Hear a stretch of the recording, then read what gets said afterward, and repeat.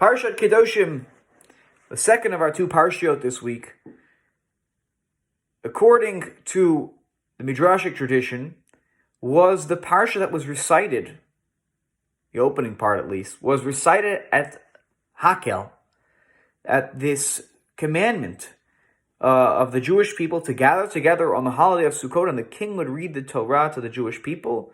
The person in charge would read to the Jewish people. And the content of that reading was, according to this Midrashic tradition, Parshat Kedoshim, or at least a section of it. According to Rabbi Levi, the reason that this was read at this gathering that happened every 7 years was because Mipnei she'aseret hadibrot kalulin betocha, because the aseret hadibrot are included in this section of the Torah. And then the Midrash tries to go through and show how each of the dibrot has a corollary in Parshat Kedoshim. So we'll just give a few examples. I'm not going to read every single one. You can read it on the source sheet. Anochi Hashem Elokecha. And the first commandment, to know that I am the Lord your God. In Parshat Kedoshim it says, V'chtivhacha ani Hashem Elokecha. I am the Lord your God. So there is an echo of this idea. The commandment of lo yiyelecha, you shall not have other gods. It says in Parshat Kedoshim, ve'elohei ma'asecha lo tasu lechem, you shall not make molten gods for yourselves. And it really goes through each one, and you can see a corollary in Parshat Kedoshim. The most interesting and fascinating one, they're all interesting, is actually the last. The last commandment of the 10 commandments is lo tachmod, thou shalt not covet. Uchtiv hacha, what's the corollary in Parshat Kedoshim? So the Midrash says, v'havta l'reacha kamocha.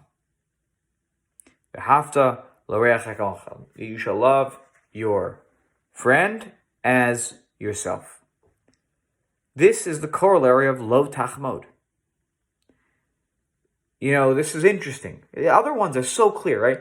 Lo tignov, don't steal.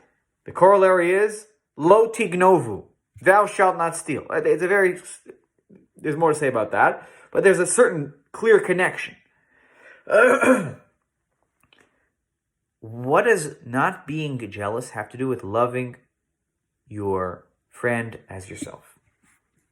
And I believe that what we can learn from this connection that is made here in the Midrash is that when we view ourselves vis-a-vis another person as one, we look at the other person as ourselves. We look at our friend, kamocha, right, as yourself. Then that love allows us to have a proper attitude. It allows us to not feel jealous of those who outperform us, of those who have maybe more than us. But it allows us to actually have the opposite feeling of joy for the other, because we view them as ourselves. And I think a great example of this is when you think about parents and children. Parents want nothing more, I believe. I've already started to feel this as a parent. That we wouldn't want anything more than our children to be even more successful than we are. To be more, to have more knowledge than we have. To have unique talents that we don't have. And the reason that we're not jealous of our children is because we love them. It's because we see ourselves as united and a part of them. Jealousy is relevant to any discussion when there is no unity between two parties.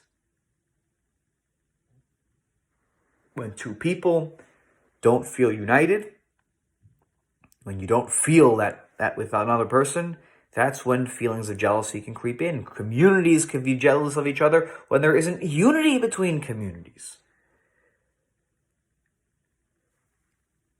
This Midrash teaches us that if we want to ensure that we properly observe the final of the 10 commandments, that the precondition for that is that we start to try to see ourselves as one with those around us. And that's hard. It's probably in some ways maybe practically unrealistic with everybody. But to the extent that we can look around at as many people as possible and see ourselves as part of one entity, one community, then we will be filled with joy when we see others who are able to do things that we are not, accomplish things that we have not. And just like that relationship between the parent and the child, we too will celebrate with our friends and neighbors around us when they have their moment to shine. Have a wonderful week, everybody. I'll see you later.